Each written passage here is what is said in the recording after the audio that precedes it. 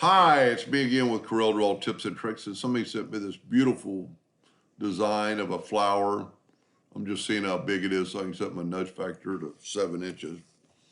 They want to put a very little border around the whole thing and then turn the border blue. Very easily done. Each one of these pieces are individual, so it'll work. Because then you just go right here to the well tool and go to create a boundary and do that. But that doesn't solve their problem because they've got spaces in here and they want a true boundary. So then with that selected, go to Effects and Contour. We're going to contour to the outside a 1/2 inch with rounded corners. Okay?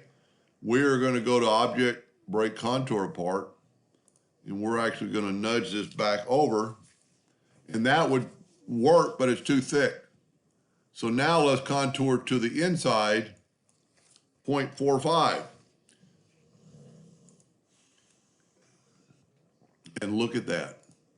Go to Object, Break Contour Apart, take away the outside contour, take your Smart Fill tool, and whoever's doing this, use interactive. They're gonna use the interactive probably on this too. So we're gonna take a blue and fill that in, and that's what they're wanting to do, and that is really pretty. Sometimes I wish we could, as a laser engraver, we could print stuff like that, because that's would really be cool. You know, if you did it on a, and I'm just guessing here, if you did on a black t-shirt, go to Object, Order, Back a Page. Look at that on a black t-shirt or any kind of t-shirt, but that would, it almost messes with your eyes.